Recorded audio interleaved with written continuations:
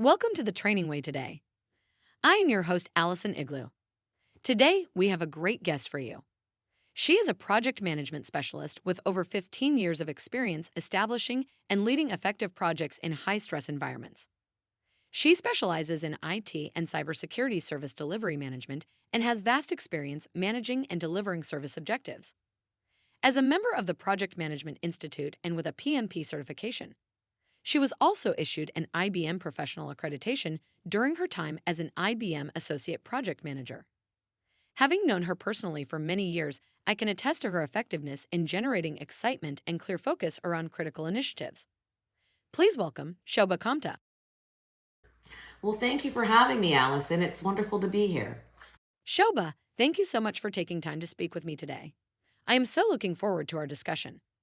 The first question I would like to ask is, can you tell me, based on your experience, what is it that is required for a project to be successful? I would say that the most important components in leading a successful project would have to be scope and the definition of that scope, ensuring that it's clearly defined. The second component in leading a successful project would be communication. And I'm specifically speaking of stakeholder management and stakeholder engagement. And then third, I would say, would be solid planning and risk management, which go hand in hand. Thank you, Shobha.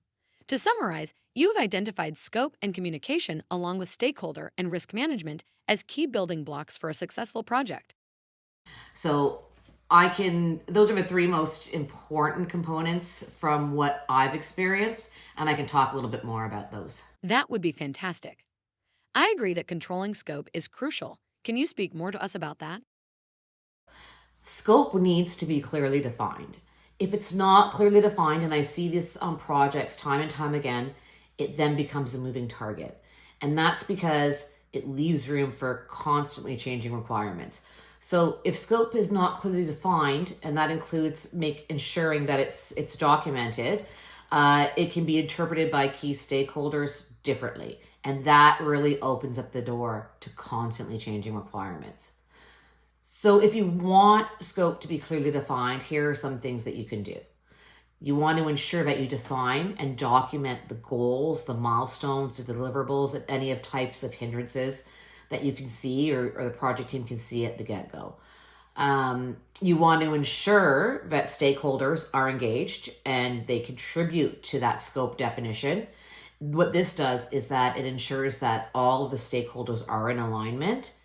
And this would include, documenting the requirements thoroughly.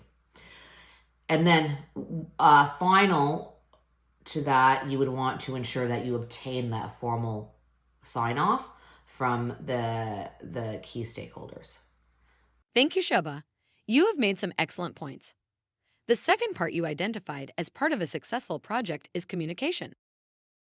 Communication is the second point I'd like to dive into a little bit more. Everybody knows communication is extremely important on any project, but specifically, you want to ensure that you have the right stakeholder management and the right stakeholder engagement. So project stakeholders, they can include project resources, various business units, various technical SMEs, management, and executive leadership. And not all stakeholders will have the same objective for the project.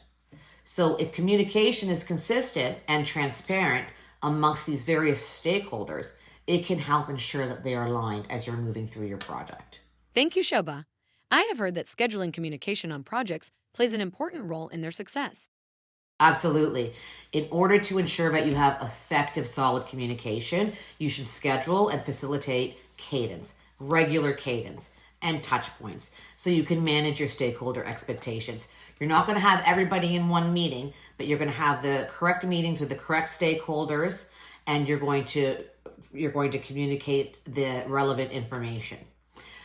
Any risks, changes, or decisions that come out of these regular touch points or these cadence sessions, they must be documented. And as a project manager, anyone knows that documentation is key. And then this way, you'll have a foundation to move forward and communicate properly so that these decisions or these risks or these issues can be managed. Thank you. The third point you listed was solid planning and risk management.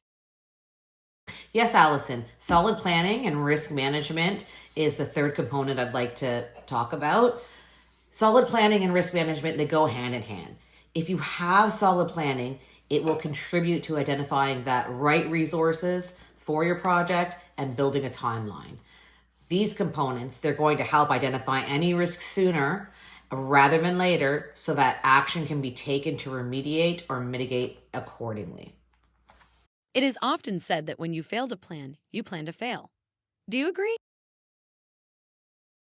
You got it, Allison. You want to make sure that you plan.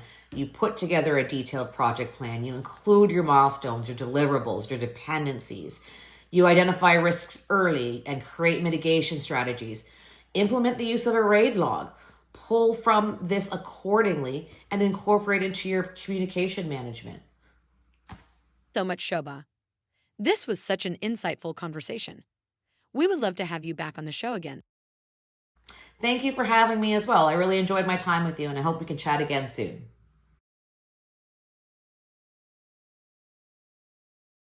At the Training Way, our goal is to provide you, the learner, with clear, concise, and most importantly, valuable information.